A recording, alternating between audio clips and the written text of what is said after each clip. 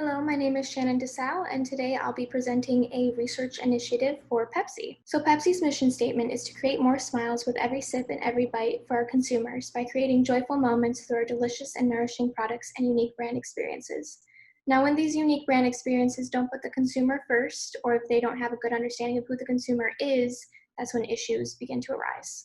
So the communication issue I'm going to talk about today is the Live for Now Moments campaign, which was released in 2017 and is a continuation of the Live for Now campaign released in 2012. This was created by the in-house marketing team, the Creators League Studio, and the ad instantly received an enormous amount of criticism on social media, and brand sentiment began to decrease significantly, as you can see to the graph to the right. In 2017, sentiment decreased significantly. So in terms of who was affected, for internal stakeholders, we have Pepsi employees, specifically those in leadership positions who approved the creative direction of this campaign, and those part of Creators League Studio. And then in terms of external stakeholders, we have Pepsi's target audience and the Black Lives Matter movement, who was greatly affected by this campaign.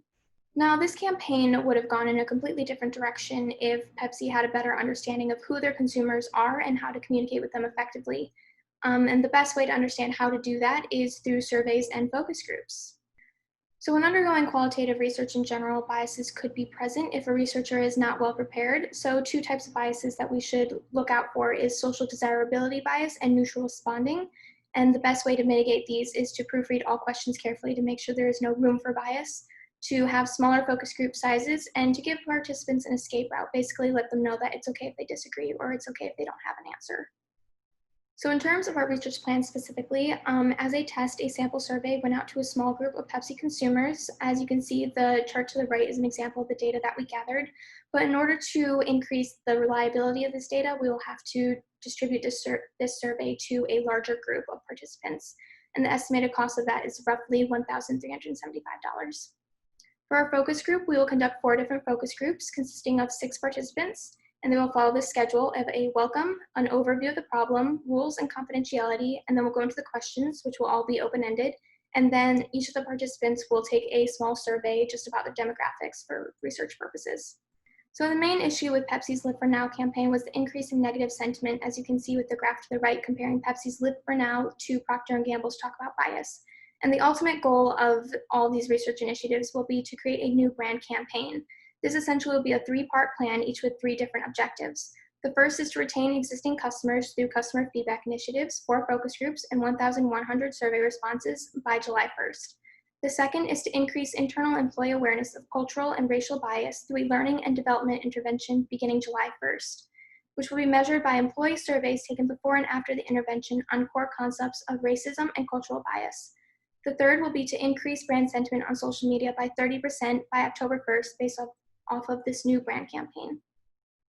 So just a brief overview of what we know of Pepsi's audience right now. They're between the ages of 15 to 45, but the main thing to note here is their user status. They are regular and active users on social media. So here's a brief situational analysis of where Pepsi is right now, but the main things to note is the weaknesses, which are tone-deaf advertisements such as the Live for Now Moments campaign, and a failure to market towards more health-conscious consumers. And then for opportunities, marketing initiatives that are more socially relevant and accurately represent the target audience.